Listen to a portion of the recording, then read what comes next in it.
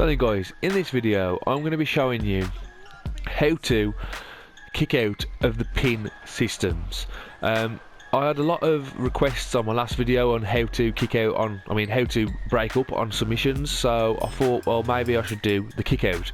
I don't see a problem with this kick out system, but if a lot of people are saying it, there must be a problem out there. So what I'm going to do is I'm going to skip this match a bit, and when I start losing to Kevin Owens, which is going to happen, I'm going to then start talking about the kickouts and see what I can help you with. I'm going to give you tips. I'm going to give you some statistics as well with the system, and I'm also going to try and show you how you can train yourself to actually know the sequence so you can kick out at pretty much anything. So the first pin might be coming now, and here we go. Now at the moment it won't be that bad, and all you have to do is give it a second and press X. You don't press X straight away, just give it a second. Now then, you can come back to me when the next pin comes in. Second pin is coming in. Give it a second. There we go. What you have to do is give it a second before you press it. You don't go straight away. And what the ones that you want to be looking at is after a finisher, which I think ideally what you want, so you can carry on doing the matches. And at the moment, that's all I can say is give it a second before you press it. And later on I'm going to go into detail and show you where you want to be aiming at and when you want to be pressing the button. Ooh. So when a finisher hits, you're going to have a pause in your pin. See? And there we go.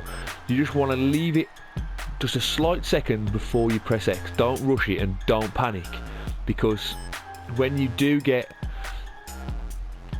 into the swing of it, you'll know when to press X and when it feels right, and you'll see. And here's another pin, and this is going to be hard by looking at the bar. There we go.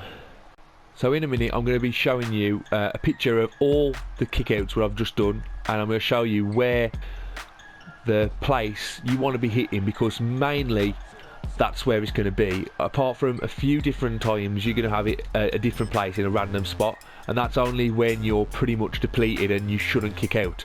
And that's what you have to understand in this game. In wrestling in real life, some moves you're not going to kick out of, like a finisher when you're absolutely tired. You're not going to kick out all the time, because that's pointless. So you have to understand that you're not going to kick out every time, but mainly you will be kicking out of most things. There we go. See, it's just getting the knack, and in a minute I'm going to be showing you how to get that knack.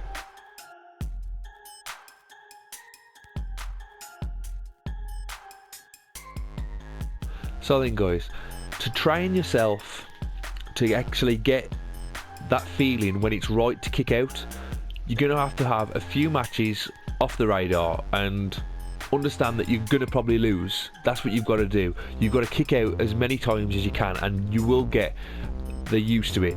So what I suggest doing is going to options, gameplay. Now when you go into gameplay, you're going to want to move your difficulty up to something that you're not comfortable in. So if you're on easy, go for normal. If you're on normal, go for hard. And if you're on hard, go for legendary. If you always play on legendary, just keep it on legendary, because there's no other way. This is just so your opponent's going to be giving you a hard time, and he's going to be pinning you a lot more than what you're used to. That's what you want in these training match. Now, to pick the opponents what you're going to be playing, you're going to want to pick a character who's quite decent, who will kick out and will withstand punishment from your opponent, but you want your opponent to be evenly matched.